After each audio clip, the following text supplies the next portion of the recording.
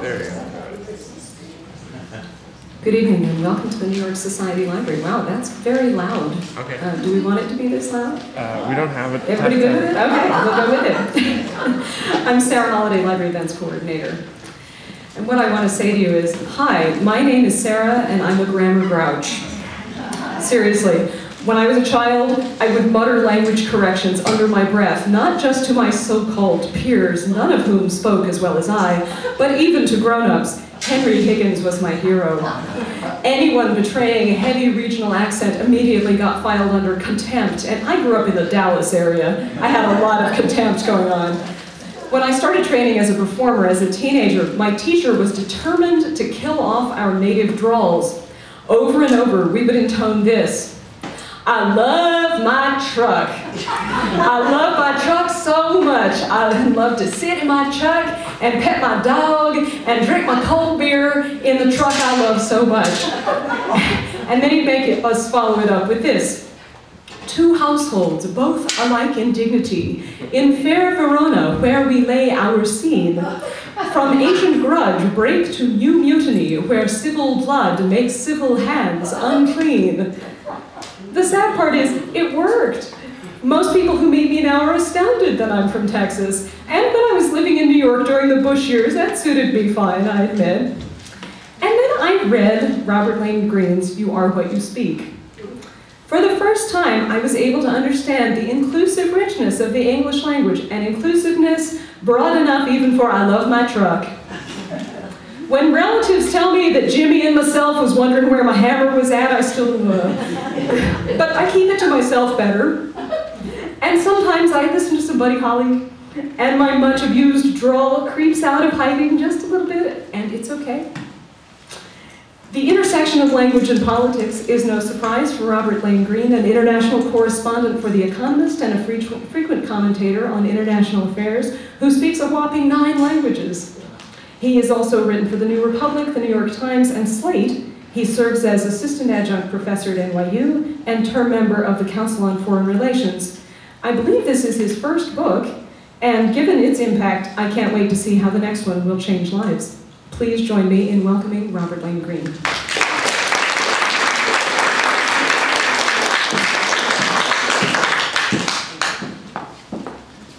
Thank you so much, Sarah. From Texas to New York, where of course there is no accent.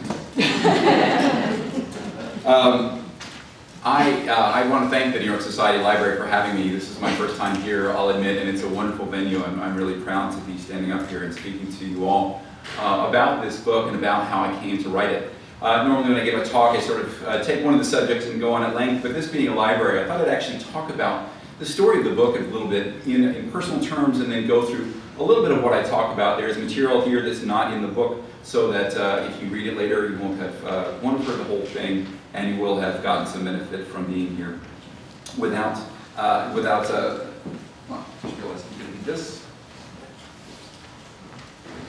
So that you will have some benefit from both being here and reading the book. There's material in the book, obviously, that I'm not going to be able to cram into 45 minutes, and then there's a lot more that I want to go on about today. So a lot of people ask me, when you write a book, the sort of standard public radio question to the guest is, well, how did you come to write this book? There are a couple answers to that. One is that I'm a correspondent and economist, so I write about politics, and I studied political science, and then I came to language, so I put politics and language together and came to write this book, my 2 academic intellectual interests. But there's a sort of more interesting story about my personal introduction to language and the way I came to think about it. My first real introduction to it was when I first started thinking about language as a young adult, or really a boy, was through my grandfather. And my grandfather lived in Texas. He retired to San Antonio. So every summer, my family, my mother's here in attendance, would send me and my brother off to San Antonio, spend a few weeks with my grandmother and my grandfather in San Antonio. We loved those summers. And my grandfather in particular was an archetypal language nerd. He loved the language, he loved grammar, he loved vocabulary, he loved articulation. If anything, he said to me over and over again, it was, Lane, speak slowly and enunciate. That was his mantra, speak slowly and enunciate.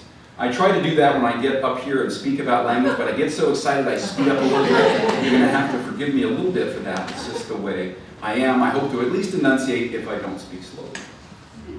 But Grandpa was the kind of person who had these books on his shelves.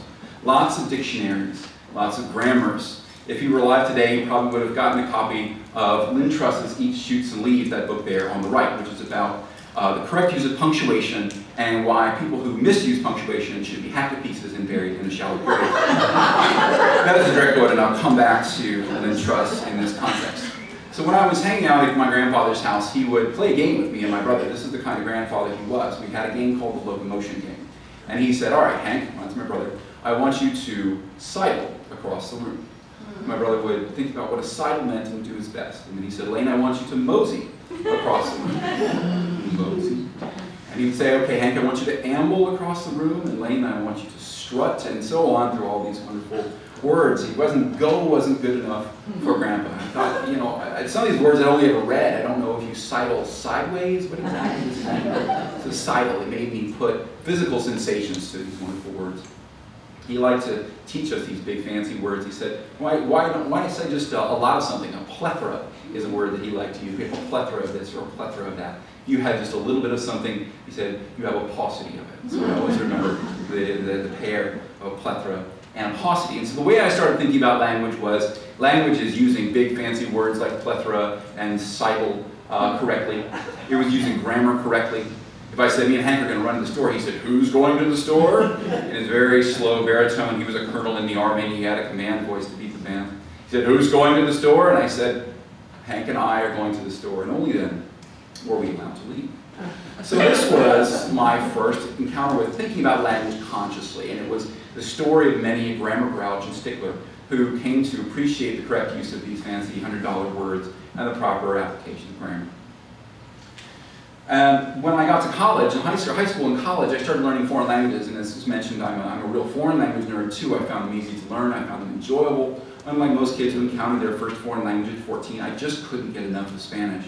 Started German in college, and then French, and then Portuguese, and just started a ball rolling downhill, but never really stopped. And so I extended this experts sort of fancy pants thinking about language to all these foreign languages that I was learning. I was so proud to know the proper rules of the German subjunctive or the Spanish past perfect, or some of these niceties of the foreign languages I learned. And I added that on to this fabulous, elaborate scaffolding I had in my mind, which was correct language.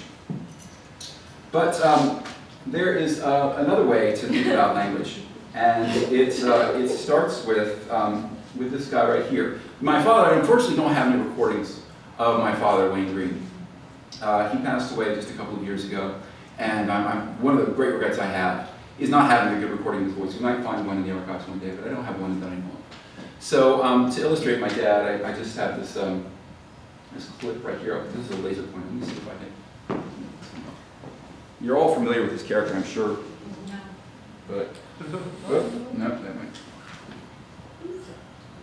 Well, let me tell a story instead.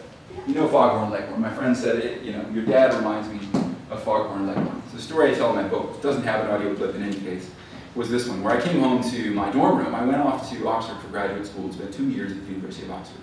As fancy in English as you're going to find. I met a girlfriend from New Zealand, and I brought her home early in our relationship, and saw the light blinking on my answering machine, so I pressed the button. And this is what I heard. Boy, what the hell are you doing? This is your dad calling to check up on you, but I guess you're out in one of them bars. Give me a call back when you get a chance. So that was what I heard, and I was actually taken aback a bit. I thought, God, my dad doesn't talk that way, does he? And I sort of half apologized to my roommate, I heard from my friend. I said, he didn't really normally have that kind of Southern accent, but I wasn't sure, so I called my mother, and I said, Mom, has Dad's Southern accent gotten a lot stronger recently? No, I don't think so. So my father was raised in Macon, Georgia, right in the center of the state.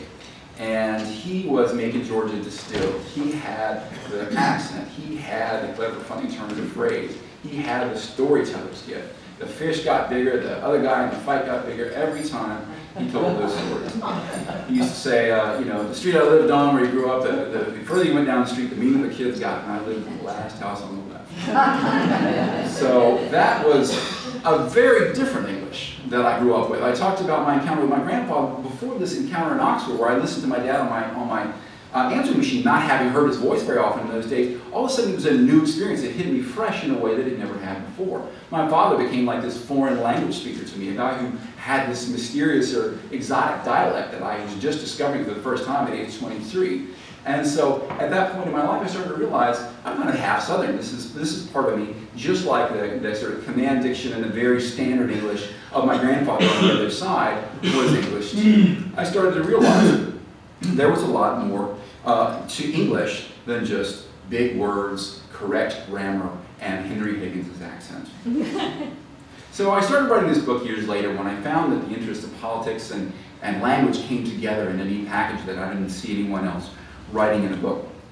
And one of the things that I noted in my early reading about language is just the extent to which mythology is built up around language. And in our most sacred and earliest myths, we have stories from the Bible, from the Hebrew Bible and the New Testament and the Quran and others, all of our sacred texts have fundamentally linguistic aspects. Many of you know, we probably all know the story of the Tower of Babel, that the people, the Israelites, got together and started building a tower, and they said that if this tower will reach up to heaven and nothing can stop us, we will be as great as God. Now, God has infinite power. He can rain frogs, he can turn the rivers to blood, he can do whatever he wants. And yet he's so intimidated by the possibility of unity through language that he destroys the tower and confounds the languages of the Israelites. And so goes the biblical story. We got all of the world's languages. An early myth that tells us of our fascination with the subject of language. Another subject I couldn't find a good illustration for is the story of the word shibboleth. I don't know how many of you know this story, where that word comes from. But it was a time of war and tribes among the Israelites. And one tribe was trying to sneak across the river Jordan to attack the other. And so the guardians of the one tribe, it was the Gileadites and the Ephraimites, the guardians of the river Jordan made those trying to sneak across say the word shibboleth. And those who could not pronounce it correctly, who were of the enemy tribe, could not do it. They didn't have the sh sound in their dialect, and so they said sibboleth. And so the Gileadites knew that those were enemies, those were outsiders, and so they killed them on the spot. And so the book of Judges tells us 42,000 were slain at the fords of the Jordan. So this is the first story I know of language differences getting heated and even very violent. The Quran, the Islamic holy book, is up here because the Muslims of the world have a very special relationship to the language of the Quran, the Arabic language. They believe as a matter of religion, not just as a matter of practicality, that the Quran is literally untranslatable. That it is a sacrilege to take the Arabic of the Quran and use it for religious instruction in another language. At best, you can translate it as a bit of a teaching aid, but observant Muslims must read, must pray the Quran and its verses in the Arabic language. So our connection to our languages goes very deep to the things we hold dearest, including our religions. And so I realized this was a very emotional, a very powerful topic for people. And so the real question of the book became, why do people care so much about language? Where does this fascination and often anxiety and fear and frustrations come from?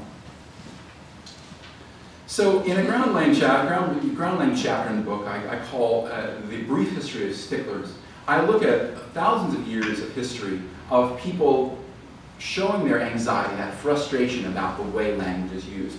The earliest citation I use in the book is from Cicero, the Latin Roman statesman, who said, "For it is not so much noble to know Latin as it is disgraceful not to know it." So if you think that the language going down the tubes is something that is new, it's 2012 kind of issue, we have 2,000 years of history at the very least of Cicero complaining that nobody around him on the street spoke Latin. I'm not sure what the Latin for truck is, but he would have frowned on people pronouncing it incorrectly. This next citation is now exactly 300 years old. It's the Irish bishop and writer Jonathan Swift, who's writing in 1712 in a letter to the Earl of Oxford.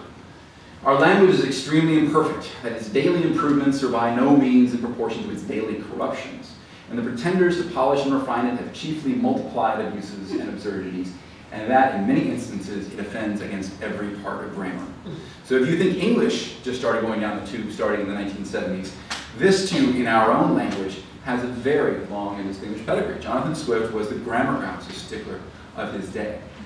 He was writing the Earl of Oxford, asking the Earl of Oxford to set up what he called an English academy, a body of eminent scholars and writers in the English language who would fix and refine the language so that these corruptions and absurdities would be forbidden, shamed out of the language, and would be fixed for future generations so it wouldn't fall to pieces. And finally, last but not least here on my slide is Lynn Truss. This is a direct quote from the book where she says, people who misuse apostrophes should be hacked up on the spot and buried in a shallow grave. This book about punctuation, about apostrophes, and commas, sold millions of copies, millions, to people who believe, I think like Lynn Truss does, that once everybody kind of knew how to use the language properly, but in recent decades, in the 60s, and student radicals, and liberalism, and lowering of standards, and slouching towards Gomorrah, and all these things that we've heard so much about, had ruined even people's willingness to learn their own language properly, and if we didn't stop the rot, we'd soon all be basically battling with each other like monkeys. So, Lynn Truss used a lot of time-bound phrases to make it sound like this is a new phenomenon, but I show in that chapter that this is, in fact, a very old one. Usually the doomsayers always pick out the same culprit. Who's the culprit? It's kids today. It's the youth. It's the fashionable people who coin new words, who don't know how to use the old words correctly, who use pronunciations that are new, don't pronounce the old words correctly. And so Swift said, I'd rather have trusted the refinement of our language as far as it relates to sound to the judgment of the women than of the illiterate court fops, half-witted poets, and university boys.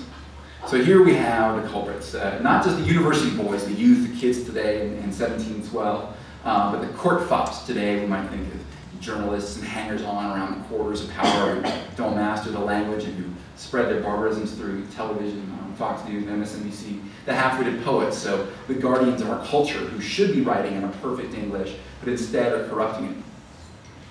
In fact, Swift was particularly annoyed by the sound change that is now universal, the ed ending on most verbs in English, like played. At the time he was writing, English was in a transition where that syllable was usually pronounced. You would say play it and speak it and such like that. And it was marked, it's often marked in modern manuscripts with that sort of that accent mark when it's supposed to be pronounced. But Shakespeare, even 100 years earlier than Swift, had already started to put an apostrophe D in there when he wanted that sound to be just a sort of D sound, like played. This was still ongoing at Swift's time, but he thought it was just the decline and fall of civilization. Here we are 300 years later, that sound change has completely filtered through the language. The old Shakespearean ending that was pronounced fully is now one for history. So moving on from sound to grammar. We have a question when we talk about language, which is when we talk about correct English, and I do believe that there is a thing called standard correct English. There's a question, which is who makes these rules? I referred earlier to an institution, the French Academy, which is an official body of 40 French intellectuals, writers, and scholars, whose job it is officially to say what is correct French and what is not. And in theory, their rules are binding on the French language, so they have the final say. But there is no English language academy. That's why Swift was writing to the Earl of Oxford. He wanted one to be set up, but he was unsuccessful in that plea, and 300 years later, we still don't have an academy that tells you what are the rules, what is correct English and what is not. So what that's given us instead is a lot of independent rulebook writers, people who take it upon themselves to examine the language, their own reading, the history of literature, the scholarly usages of their day, and sit down and write a grammar book and sort of derive the rules of the language and say, this is correct, this is not.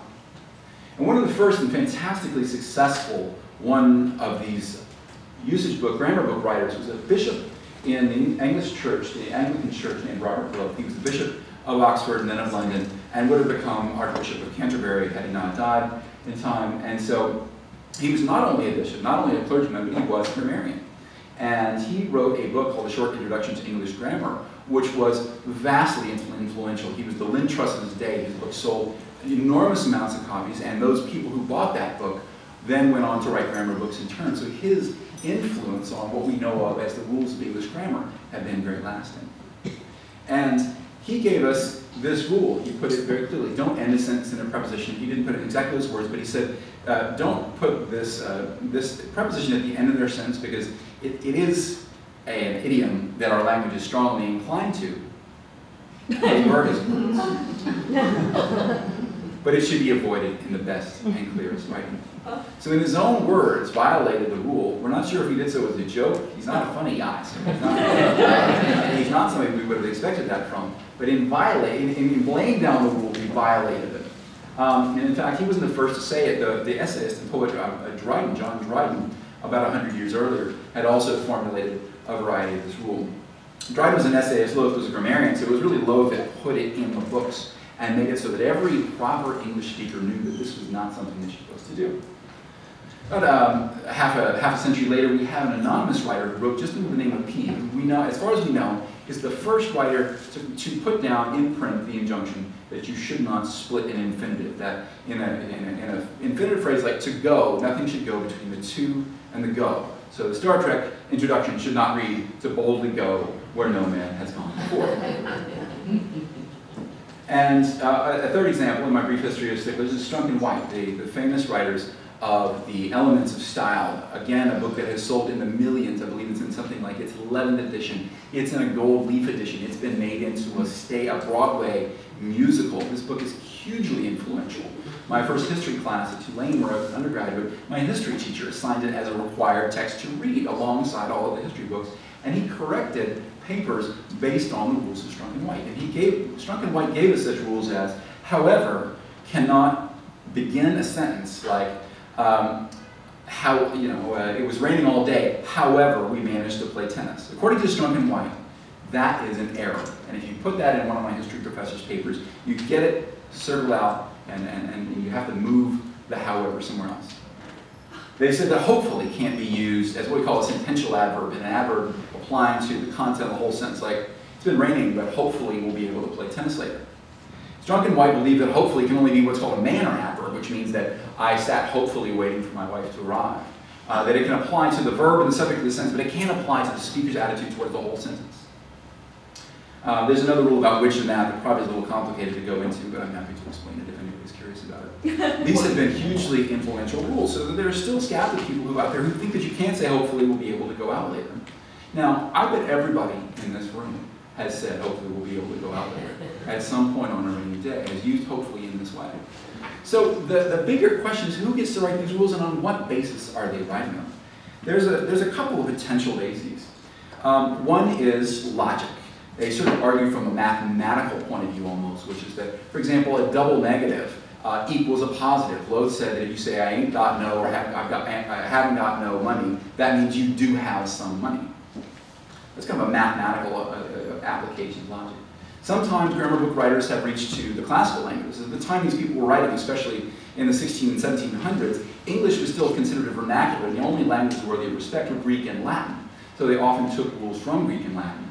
Because Greek and Latin infinitives are single words, they can't be split. And so people took that from those classical languages and applied it to English, in which an infinitive consists of two separate words, to and go, or whatever the verb is. And they said this cannot be split. It's an atomic unit just like the Greek infinitive or the Latin infinitive. And in some cases, as with Strunk and White, I think there's just a purely personal hunch. They don't like the way people say hopefully. They construe a post hoc rationale that adverbs have to apply only to the subject and the manner of doing the verb, and that they can't apply to whole sentences. But we have a score of adverbs that are used exactly this way. Frankly, he's a liar. Now that should be an impossible sentence because he can't be a frank liar, he can only be a dishonest liar, right? Or seriously, he's a doofus. You can't say seriously he's a doofus because he can't seriously be a doofus, right? Except that English allows this. We've been doing this for centuries. These words, hopefully, seriously, frankly, have been used to express the speaker's attitude towards the entire sentence forever. We can look at old history, we can look at old literature, we can look at documents and derive the rules from what people actually do rather than sitting in a study and kind of using our hunches or some kind of faux mathematical logic in order to get us there. So, in the modern age, what we have had is a fight back, a bit of a counter tendency, which is modern linguistics. What linguists, people who have a chair in linguistics at a university, do is they examine the actual language that actual people actually use in the world. And using their observation, whether of written language or spoken language, they try to describe accurately what people actually do. And so they're responsible for our insights that people have been splitting infinitives since the 14th century. There's a split infinitive in the epic poem Sir Gawain and the Green Knight. There's a split infinitive in Shakespeare. There are split infinitives in the King James Bible, and all the way through the history of English. Early scholars in linguistics mostly used written text, and they looked at the history and found out that these rules were based on sand. That even our finest writers, in our finest contexts, wrote these so-called rules. So linguistics, we say, is descriptive. It tells us what language looks like, what it really is, what people are actually doing. And that stickler tradition that I talked about earlier is prescriptive. It tells people what they should do, what they ought to be doing with their language. And often, because these rules will collide, there's been a long and oftentimes bitter conflict between the two schools of thought. Should we write the rules based on what people do, or should we write them based on the instincts and the scholarship of a Locke or a Strunk or a White or a Jonathan Swift? And so the different schools of linguistics do different things with this. They take different approaches to it. Psycholinguists, for example, might sit and watch somebody read a text with a so-called grammar error, and they can actually track their eyeballs and see if they hang up on an error and see if it's actually difficult to process.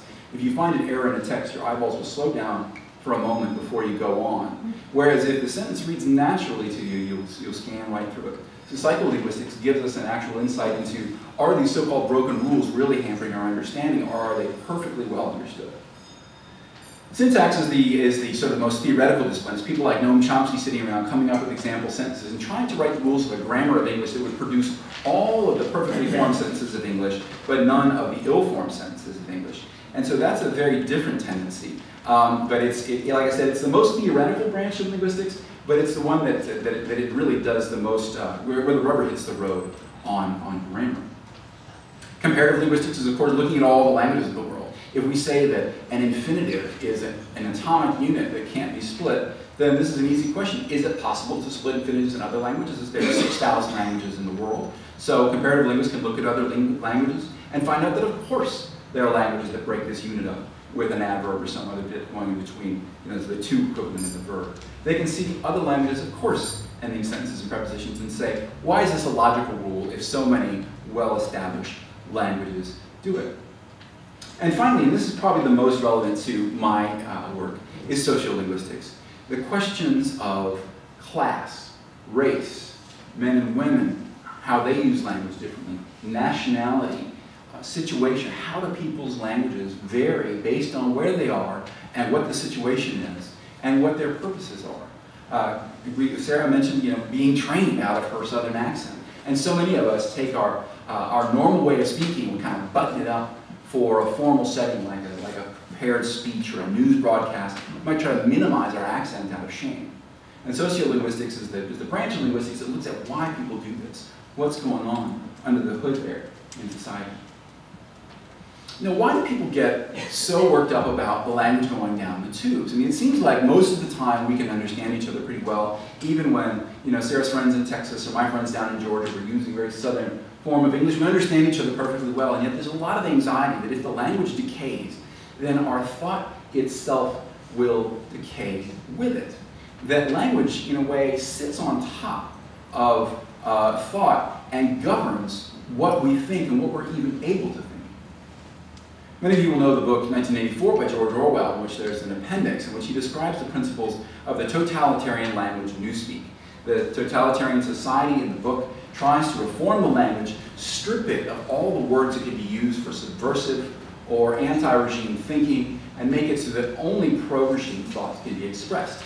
The idea behind Orwell's newspeak was the idea that if you don't have the word freedom in your vocabulary, that it's impossible to think about the concept of freedom. And this idea is very widespread.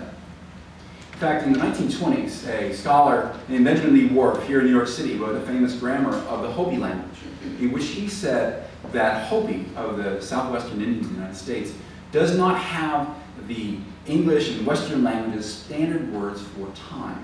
Periods of time like day and week and month, and words like later and earlier. And so Whorf gave us the idea that if you do not have the time words in your language, that you will think about time fundamentally differently. And that the Hopi simply didn't conceive of time in a straight line moving forward, with the past back there and the future over there, in the way that we do. They have a sort of circular, holistic concept of time. And of course, this is a very romantic notion, the idea that an exotic people with an exotic language had a completely different way of thinking. They don't even have tomorrow or next week. What else do they not have? How powerful is language in our mind? We have the famous idea that Eskimos have dozens or hundreds, and the word varies every time a story is told, of words for snow, and so they must be able to perceive, the difference between this kind of snow and that kind of snow, slushy snow, hard snow, new snow, wet snow, and that they have some special kind of perception of snow because of their language, not because they're Eskimos, not because they live there, but that their language gives them this power. We hear stories in the colonial era when the British and French were colonizing the world of the so-called primitive babbling natives who spoke a language so stripped down of all the niceties of a real language that they couldn't possibly express any higher thought. And in our modern stereotypes, even when we look at the fancy pants languages, the Berlitz languages as they're sometimes called, the Germans and the French of the world, we think that the structure of a language gives us a clue into the thinking of the people who speak it. You'll often hear people say that the Germans are very logical because German is a logical language. Or you hear that the French are romantic because the French language is a romantic language. I put all of these notions here in the category of either 100% or very largely myth. It turns out that the language you speak can influence your thinking, sometimes, in certain circumstances, but it does not govern how you think. And this doesn't really pass the smell test if you think about it. If you think Orwell was right and that with no word for freedom you can't think the thought of freedom, then it should be impossible to come up with a new word because the language we already have governs our ability to think. And yet, of course, we're coining new words all the time. I remember in the 1980s there was a show called, not necessarily the news on cable TV, I don't know if anybody else remembers it, they had a feature called Snicklets, and Snicklets were words that aren't in the dictionary but should be.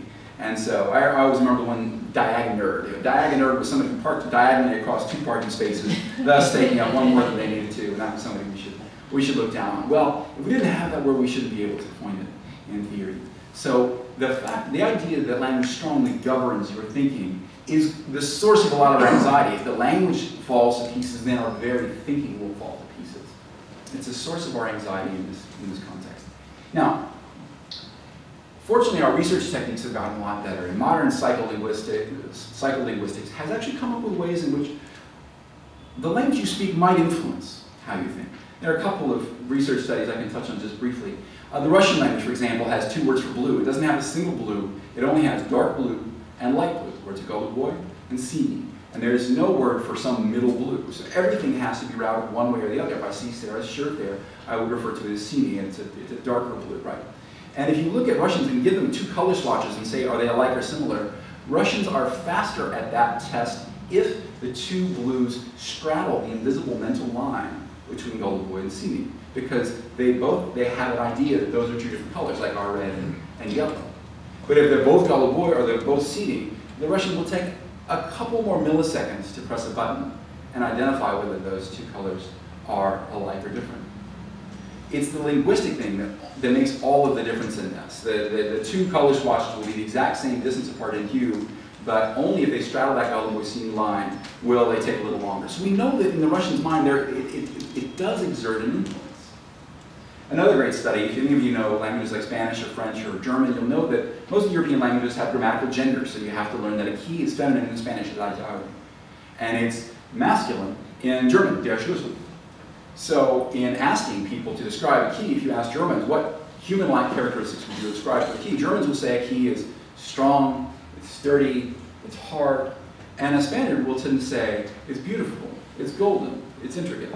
So they'll assign stereotypically masculine or feminine words based on the same idea, only because their language has a grammatical gender, der Schlüssel, the masculine German key, and la llave, the feminine Spanish key.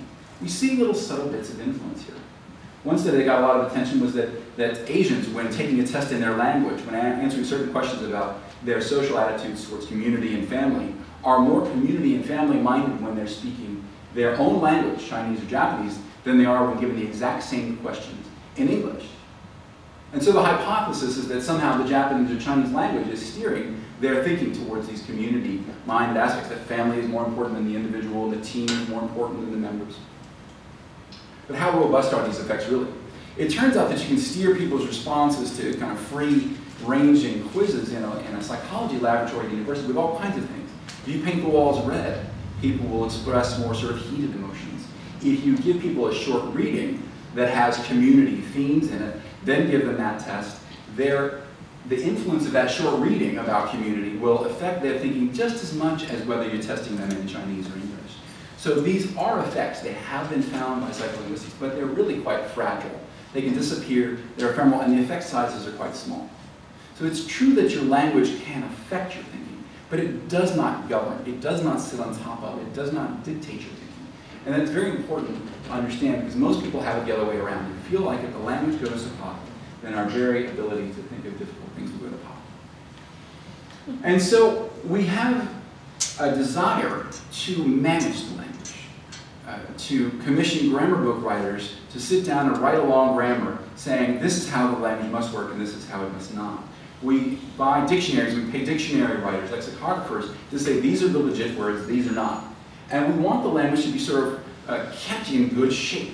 People's metaphors for this language, for this kind of thing, are like an evolutionary metaphor. Our language has been improving since time immemorial, since the Angles and Saxons and Jutes came over from Denmark and Germany and conquered England, to 1955 when the language was perfect, and that's the guy standing on the right there. And since then it's been terminal decline. We don't want to devolve. The language has been evolving, and now it's in danger of devolving. That's one way people often express this. Or the language is a purebred thing, and it should be like this golden retriever down on the left, without foreign or outside elements.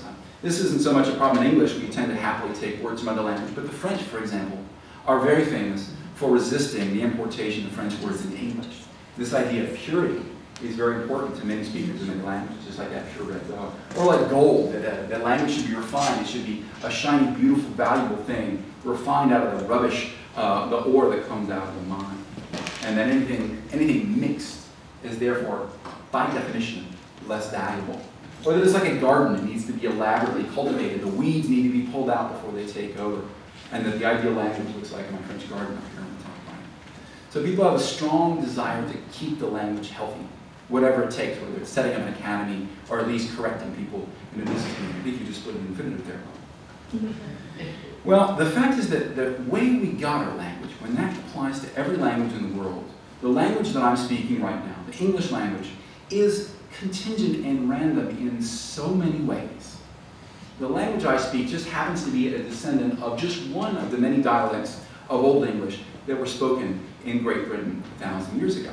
At one point in history, the seat of the English kingdom was down in the West Saxon territory, down in that peninsula on the bottom left. But it so happened that Alfred the Great moved his seat of power to Winchester, just outside of London.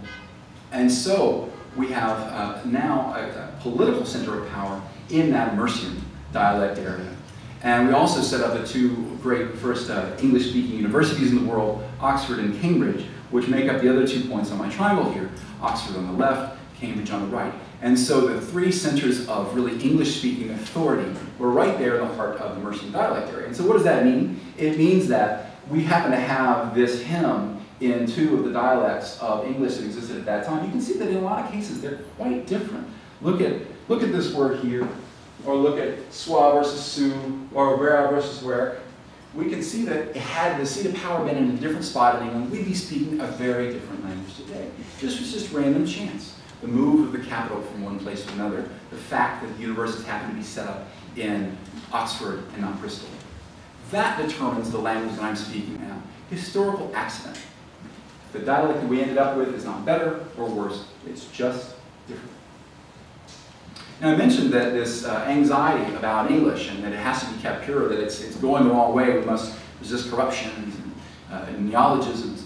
I mentioned this tradition in English, but it applies to almost every language in the world, and particularly to all of the languages of the world that are written on a regular basis and that are the national language of a country with a capital and a flag and an army and a navy.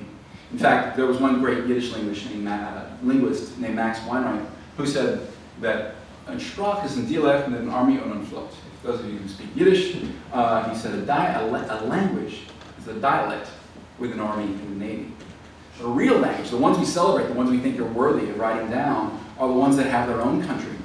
And everything else is patois, vernacular, dialect, babbling, primitive, or something else. You get a capital in a country, your language is legit, and if you don't, you won't. You are patois, something not worthy of respect. And this attitude that the language of the country is coextensive with the society and the people and the territory and the culture and the history is probably associated with this country right here more than any other. When we think about language purism, when we think about resisting foreign elements, when we think about language nationalism, we always think of France. We think of the territory of the French language extending exactly where that sort of camo green is, stopping at the borders, maybe goes into Switzerland and Belgium and Luxembourg a bit, but we think of France and French as coextensive. Well, that's not the way it is, and that's not the way it ever was.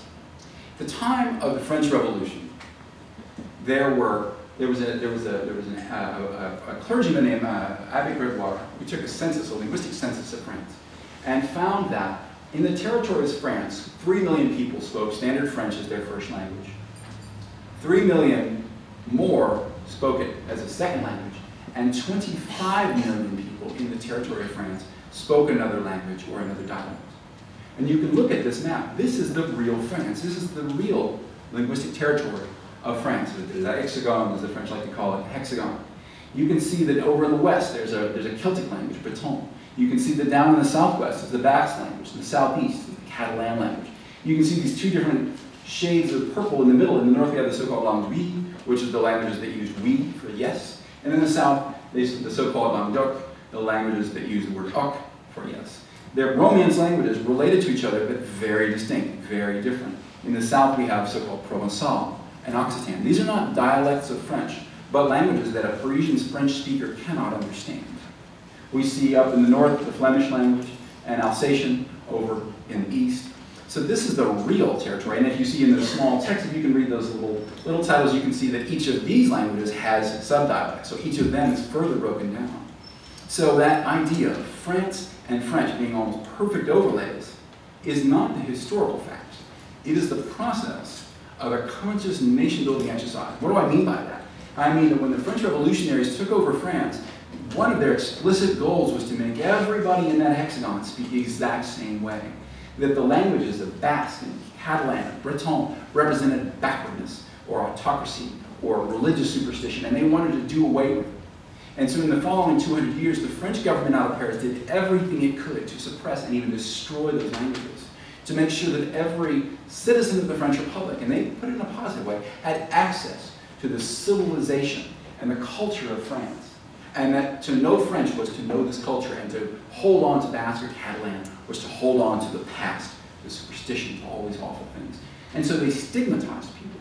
They would hang a token around your neck of shame in the Breton area there in Western France if you were caught speaking Breton in your school. I spoke to a Breton man in Brittany who went through this in his own school. You could only take the token of shame off when you caught another student speaking Breton, and then you could put it on that student. So these young people were taught to associate their own language, their first language, their parents' language, and their grandparents' language, with shame. All in the service of this so-called mission civilisatrice of French culture, the civilizing mission of France, that to be civilized was to speak proper French, to hold on to Breton or Basque was to be stuck in the past. There's a positive aim, but the goals were, the means used were often coercive, even brutal. So today, Breton is barely alive. Catalan is doing relatively well in the south. There are long stories about this. Basque is hanging on in the southwest, but many of these dialects, Provençal, Occitan, and the like, are now defunct. They're either dead or they're dying. And I think this is a tragedy. This is the real language of real people, of a culture and a history every bit as rich as the French. Now, it's true, of course, that the French language has a great literature going back hundreds of years. It has the Racines and the Molières. And some, I can't remember the name of the writer, who said, show me the Basque Molière, show me the Basque Racine. Well, the answer to that is, you can't let a Basque Molière Racine come on the scene when the state is forbidding your language, or when it so scorns that language that any writer who wants to be read by a wider audience must write in French. It's a self-fulfilling prophecy. If you argue that only standard French is worthy of the name of civilization, then you shame those languages into those corners that you see here on that map. So there's nothing superior about French to Provençal or Occitan or Basque or Catalan, only the conscious process by which France and French were made coextensive. And the same process can be seen in Spain, it can be seen in England, which chased Welsh and Manx and Cornish and Scottish, Scots Gaelic, Irish languages to the fringes of existence. Some of those languages are dead. Cornish is gone, buried. Scots Gaelic are barely alive. Welsh is stabilized. The Irish Gaelic language is stabilized. Scots Gaelic, just barely going. But this is the process of state building that really gave us our modern Blitz languages, but at a cost, at a real cost. Coming back to English, I just come back to the point that I started with, which is this is a diverse language. That every language, and English is one of the biggest in the world, every language is characterized by diversity. That its speakers speak different ways at different times, and if a language is big enough, it will definitely have groups that prefer to speak their language their way. Sarah's friends down in Texas, my family down in Georgia, my other family up in Wisconsin.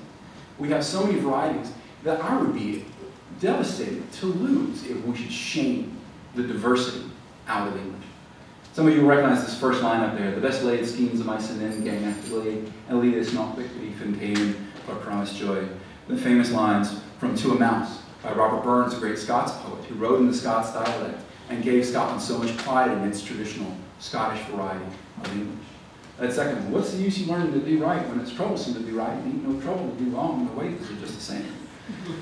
Some of you might recognize that from Huckleberry Finn. Would we rather have Mark Twain write that in English of Oxford or New York City? I would. And this last one, favorite quote of mine, I done wrestle with an alligator, I done tussle with a whale, I done handcuff lightning and throw thunder in jail.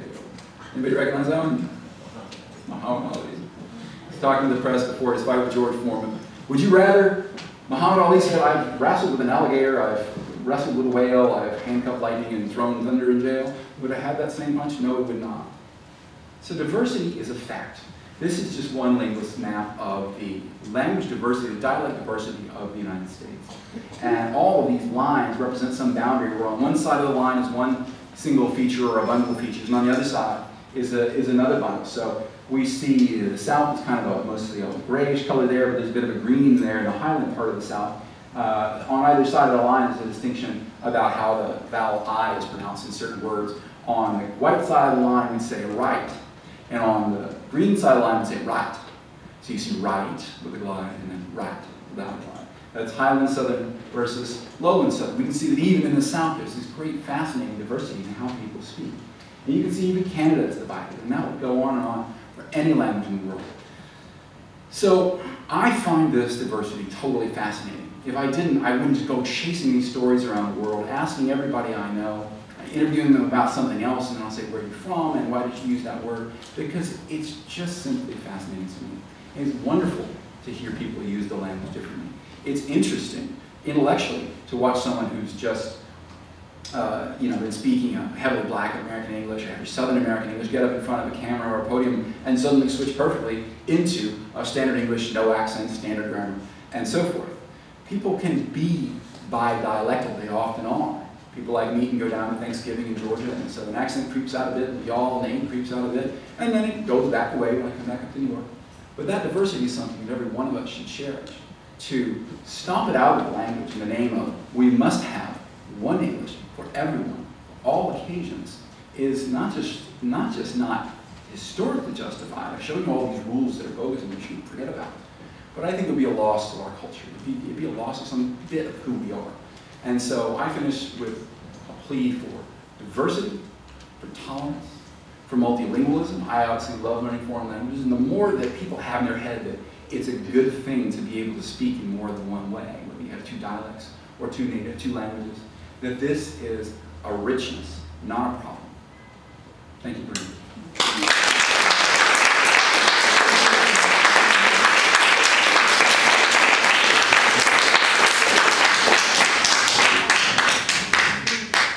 So we have some time, and I would be happy to take any questions you have.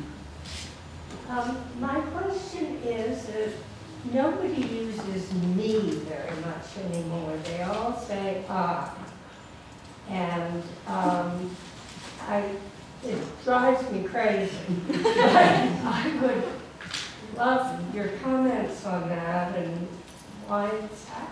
I want to go ahead and confess, I have peeves too. Every one of us in this room, if you come to a talk on language, you probably have a few things that drive you crazy. Mine is literally, I hate when people say literally, figuratively, like you literally holding a gun to my head, and so I have to say yes. Well, unless you literally had a gun to your head, no, it wasn't. And literally is so good when you can use it correctly. If somebody was holding a gun to your head, that gets that word a lot more fun, right? I assume when you say people are not using me properly, they don't use it in like between you and me. Between you and me, people say between you and I instead. What are they doing? That's interesting. That's a phenomenon that we call hypercorrection, which is that people, like I started the story with my grandfather. Me and Hank are going to the store. Who's going to the store? Hank and I are going to the store. What does a 6-year-old learn from that?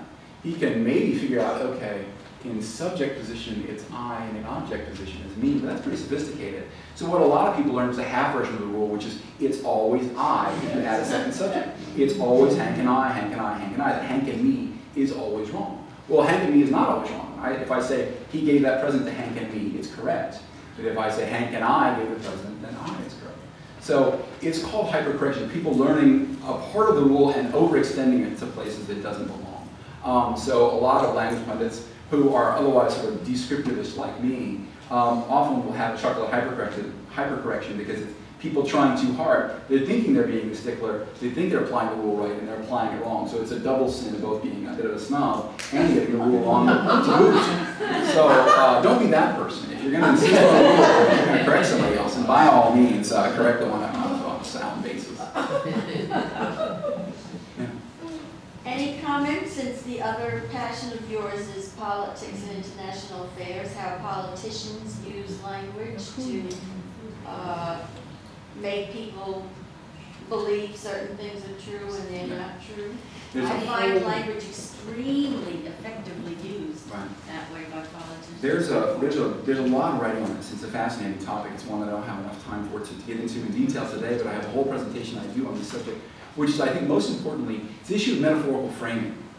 A writer, a scholar of language, George Lakoff at Berkeley University in California, writes about, he wrote a book called Metaphors We Live By. He told a great story about how his editor tried to make him change the title to Metaphors by Which We Live. He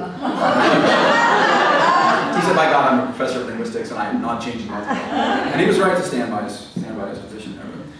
What Lakoff writes about is the way issues are framed metaphorically. And I'll give you one example that I know of.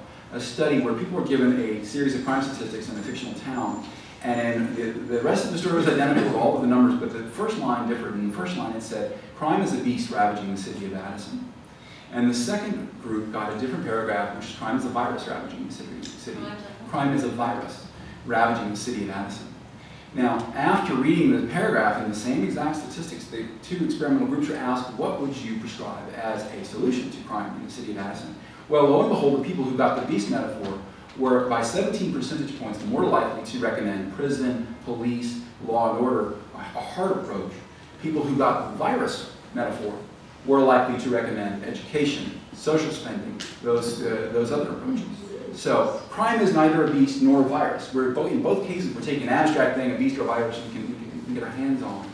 In exchange, if we're putting it in place of an abstract thing, a phenomenon socially. And every time something is metaphorized in this way, it can steer your thinking. So again, I talked about language not dominating your thinking, not perfectly channeling it, but it can influence. And so we see examples like that, and a good politician will do exactly that. You know, the tax, should we raise taxes in the next 4 years? That's a big question you're all going to have to decide on November 7th. You'll always hear the Democrats refer to them as revenues. A tax is a burden, right? A tax is something heavy on you. We use the word tax metaphorically all the time. Talk about something that's, oh, it's very taxing that community. Whereas revenues are something good. It's money coming in. A company that's successful is revenues. I remember that under George Bush, we eliminated a thing called, what Republicans called the death tax, and what Democrats called the estate tax. Now, it's the exact same thing, whatever you call it. But a death tax, God, can you imagine anything more grim than, you know, Granny's on her last leg, she's scratching out her will on the deathbed, family surrounding her, and as soon as she breathes her last breath, the IRS man shows up in a gray suit and says, that'll be 35% of Granny's estate. It's horrible to imagine. But if I say estate to you, now what do you think of? You think of land, you think of a big, nice house, you think of a bunch of bottles of Bordeaux in the basement, you think of grandfather clocks. And so when that guy kicks the bucket, you think, well, what could be the harm in taking a little bit of that from his 12 kids and giving it to, you know, a Head Start or a preschool? So it's the exact same thing. The metaphorical frame can be really, really critical, and it can be used well. Very effectively. Yeah, has age always been a factor in changing language? mean, for example, like in this book where it has awesome and so forth. Right. Like and awesome. I've written articles on both like and awesome and dude, by the way. I find slang fascinating. You might not be surprised. The young are innovators. They're innovators in everything. If you're under 25, you're more likely to get your news from your iPhone or from a blog, and if you're older than 75, you're more likely to read a newspaper. And so young people are not in the same habits, and so they are typically a big part of the engine of language change. Absolutely. And it drives every older generation crazy. When I'm 75, I'll be saying, God, I can't stand the kids saying this. But what you need to know down in your bones is that when they're 75, they'll be saying that about their grandkids. And when Swift was 75, he was saying it about the kids in his age. So it's perpetual. Language never devolves. It never falls to pieces. It's always changing. Change is just a constant in language. But there's never been a language that devolved from proper speech to babbling. It's just not something that language does, because if one word passes out of the language, if it's important enough, another word will fill its space. It's a system where all the parts need to be in place and need to be working. So it's a changing system, it's a fluid system, but it's a complete system. And there's not a language that can't really handle all of the most important functions in the language. Yeah? What do you think would be the effect on language of when you, for instance, when I try to fix my computer and I speak to somebody in India or in Manila, they're speaking English, but I don't understand. That's a great question. English is no longer the property of the British or the English, which is to their chagrin. They can't stand the American influence on the English language often. And it's no longer the exclusive property of the United States either. It's now a world language in which people are doing business all over, Indians, Filipinos, and everyone. So it's a little hard to say. I don't want to make clear predictions here, only that we'll see new varieties emerge. There's a stable variety of dialect of language called Singapore English. It has certain grammatical features that are distinct to Singapore. It has certain words that come from Chinese and Malay and other languages. So we'll see those dialects emerge, but we also see a sort of stripped down English that is used for wider communication. When a Brazilian businessman is in France trying to sell aircraft to a French defense contractor, he'll speak English. And chances are they'll both avoid metaphor and slang and the latest jargon and really stick to a very crisp English that's kind of stripped of a lot of the ambiguity just for the purposes of transactions. So we can see both diversity and unity. It doesn't have to be one or the other. We're seeing a uniform English emerge in the world. We're also seeing these new varieties. And I think that's great. I think it's better that we can have both communication and diversity. It doesn't have to be one or the other, and that's what I push back on. I have a question about accents. I think it's amusing sometimes. A lot of people assume if you say it with a British accent, you sound smarter. I heard recently that at the time of the Revolution, you could not distinguish between the accents of the English soldiers, the redcoats, and the Americans, and that they were really speaking our accent, and that their accent became more British later on. Is that true? I don't know specifically about the Revolutionary War soldiers, but I can tell you that certain features of American English today were standard English features 250 years ago, and it is British English that has changed, and it's American English that held on to the old form. One example is the vowel in words like path and bath. Now Brits will say bath, but the bath pronunciation was common throughout Southern England back in that time. Second, one of the most notable features of British English in the South is the pronunciation of R, or the non-pronunciation, to say puck and cup. Well, in fact, those dialects in the South said park and car, pronounced the R there, they lost it. That was a sound change. So in those senses, America is more conservative. The past participle gotten, for I have gotten this or that, is an old form of 500 years old. It disappeared in English, and now they only say I have got. So that Brits process gotten as an Americanism is something we, newfangled English speakers ginned up. In fact, it's an old form we kept, they got rid of. And so it's a fascinating subject, because if you hear Brits complaining about Americanisms, very often they're complaining about centuries-old features of the most standard English there is. And I should say, we're now at 7:30-ish, so anybody who needs to leave will not offend me, but I am very happy to take a few more questions as well. Okay. I'd love your talk. The map of France raised two ideas I'd love your few bad ones. One is that I think you mentioned that Catalan and Basque languages are, on a resurgence, but there's also suffragist movements in that area. And I'm just curious, putting that together with your last remark about the how wonderful diversity is. I couldn't disagree with you, but on the other hand, sometimes it leads to identity politics and separatism. And then the other thought was that the Chinese are, the People's Republic of China rather, has done on a major, huge level the type of effort to consolidate. Yeah, extending Mandarin, they spent those Cantonese and Chinese. And the same coming out with the minorities on the borders and dialects of that. So, again, we come back to my political science point, which is that languages with a state or a political unit on their side have a lot better long-term fighting shot. The reason Basque and Catalan are doing well is not just because there are separatist movements now, but they also have independent movements in Spain. Across the border, there is an independent Basque country region, and there's an independent Catalonia, semi-independent, I should say, in the Spanish country. So, because they can formulate their own education policy in the local capitals, they can teach kids Basque and Catalan. So it's Breton, for example, back on that map, if you look, Breton does not have the ability to do that. They don't set local education policy in Nanterre, Breton, Britain. They set it in Paris for the whole country. So that keeps those languages alive. Now what about the downside? What if we give every language in the world a state, or what if we say everybody has the right to speak their own language? What if these countries fall apart? That's something of a slippery slope argument. If we recognize language 1, we have to recognize 2 and 3, all the way down to tiny languages. And there's not an easy answer. There are clearly languages that have a long history, cohesive culture. People are very committed to them and want education, written material, news broadcasts, and so forth in that language. And when that group is big enough, I think we should seriously try to accommodate them. When it's a small language, a tiny language, the question of whether to let that group assimilate to the larger language, or to try to keep them holding on to a small language that may hold them back economically, may keep them from integrating into the larger economy, is a painful one. Because as a linguist, you might like to keep the language, that beautiful bit of diversity. As an economist, you might say, these people can't move to the city and get a job. China is in a furious effort to extend Mandarin to all corners of China at the expense of Tibetan and Nepalese. The other varieties of Chinese, Shanghainese and Wu, and all of the other dialects of Chinese. And when I say dialects, by the way, you should know that a Cantonese speaker and a Mandarin speaker cannot have a conversation. They can only do so if the Cantonese speaker knows Mandarin. Very unlikely the Mandarin speaker will know Cantonese. But they are as different from one another as Spanish is from French, right?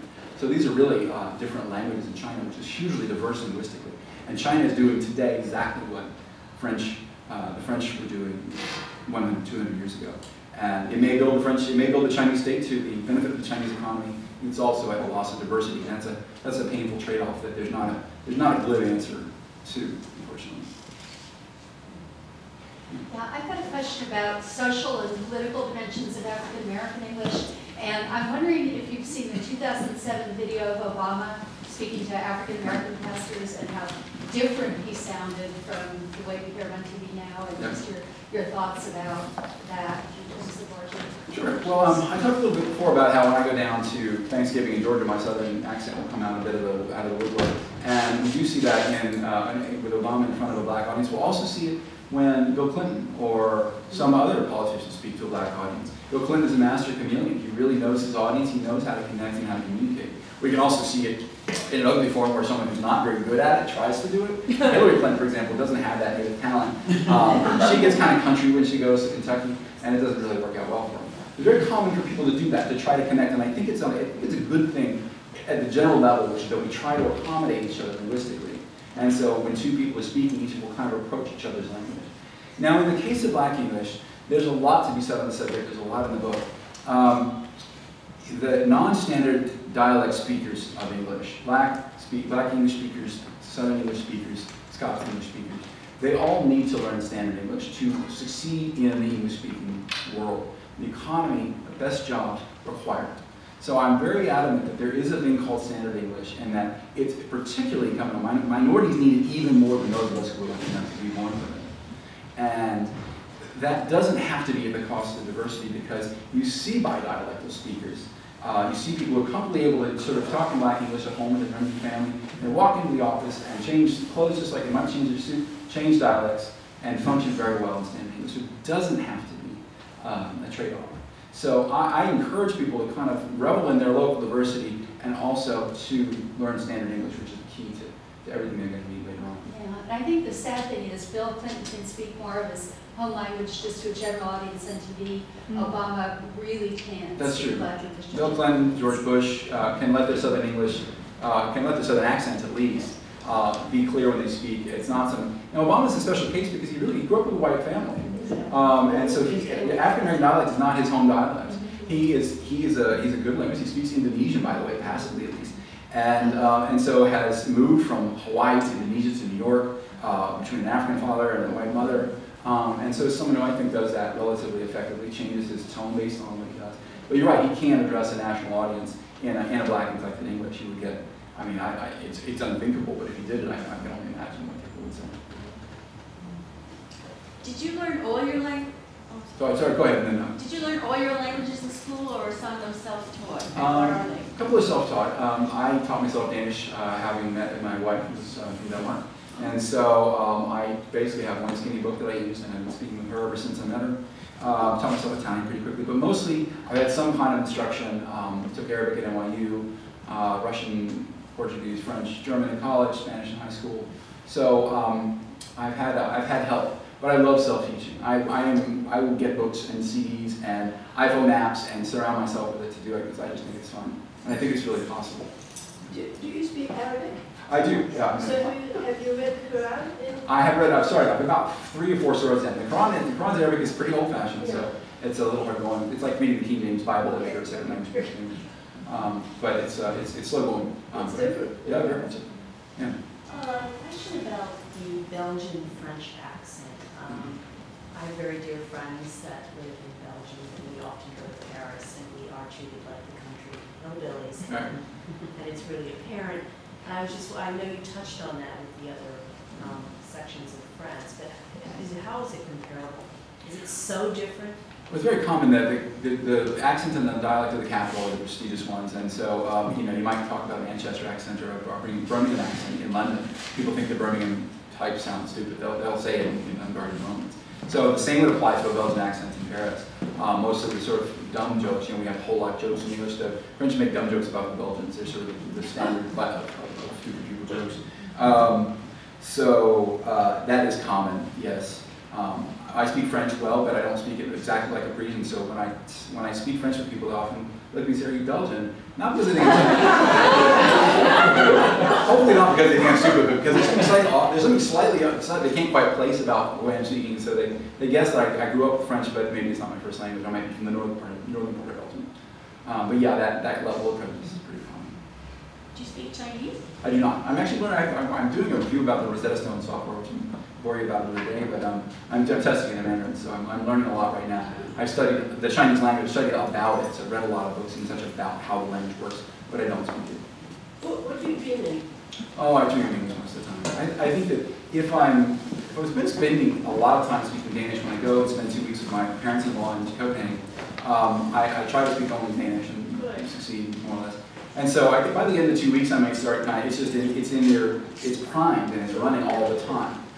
It warms up. It's like a muscle. I mean, I have a lot of languages I don't speak very often, but when I start speaking German again, when I haven't spoken in years, it's rusty to start, but lo and behold, it does warm up. It is the dreaming thing.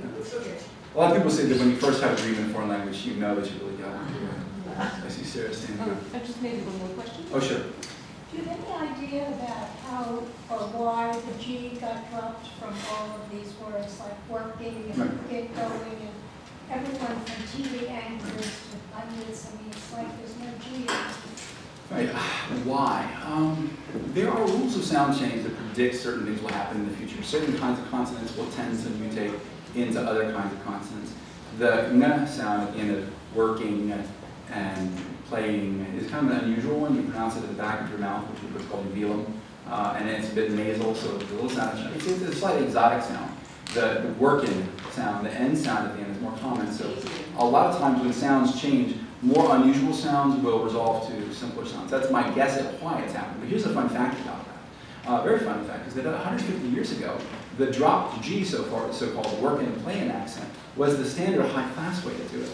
And it was the ordinary people who said working and playing. And how exactly those switched, I don't know, but the switch is very well documented. You can look it up and read all about it. That in older novels and older plays and such, you'll see it as a mark of class that people drop their G's, and that's the polite thing. So sometimes dropping letters is the polite way to go. Today, people drop H's at the beginning of certain words in British English, and that's considered cocky and something we look down on. Sound change is neutral, you know. No language has ever become unintelligible over time, but it often has a social piece. In this case, there was that unusual switch, and we see going on all the time. I think we're going to take that as the last standard question, and then I'm happy to stick around and go and sign books for those of you who'd like a book, and I'll be happy to take more of your questions then. So thank you so much for being so patient.